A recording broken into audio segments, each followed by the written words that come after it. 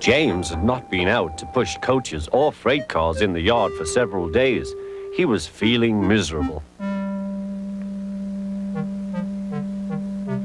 Oh dear, he thought, I wonder how long I shall have to stay in the shed. Will anyone see my red coat again? Why did I go so fast that I made a hole in one of my coaches that had to be mended with, of all things, a passenger's bootlace? At last Sir Topham Hatt arrived. I know you are sorry, James, he said, and I know too that you want to be a useful engine.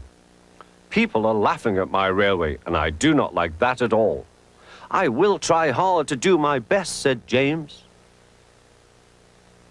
That's a good engine. There's nothing like determination. I want you to pull some freight cars for me. James was delighted and puffed away.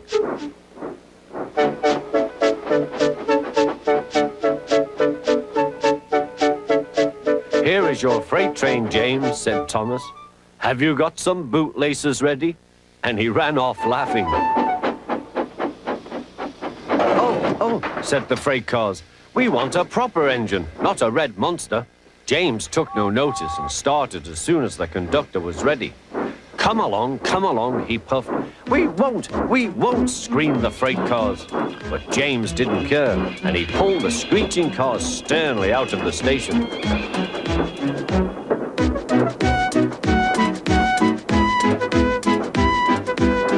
The cars tried hard to make him give up, but he still kept on. Sometimes their brakes would slip on, and sometimes their axles would run hot, and each time the trouble had to be put right. And each time James would start again, determined not to let them beat him. Give up, you can't pull us, you can't, called the cars.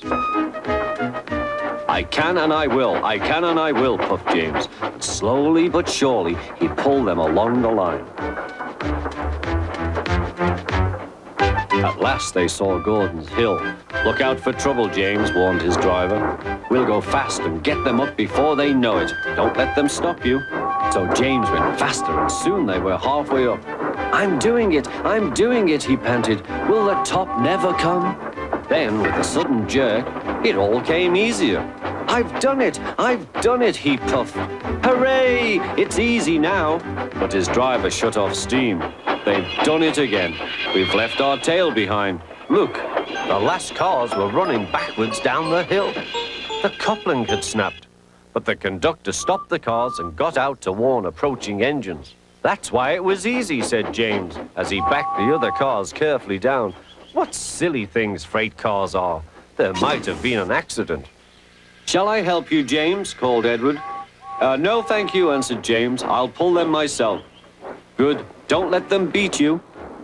You're doing well, whistled Edward, as James slowly struggled up the hill. I can do it, he puffed. He pulled and puffed as hard as he could. I've done it, he panted.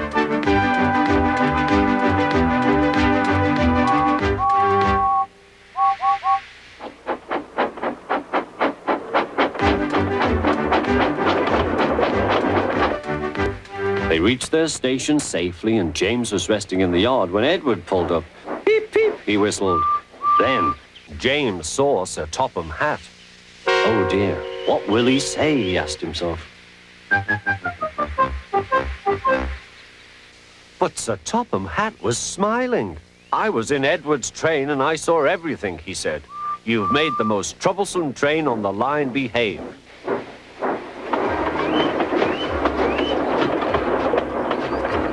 After that, you deserve to keep your red coat.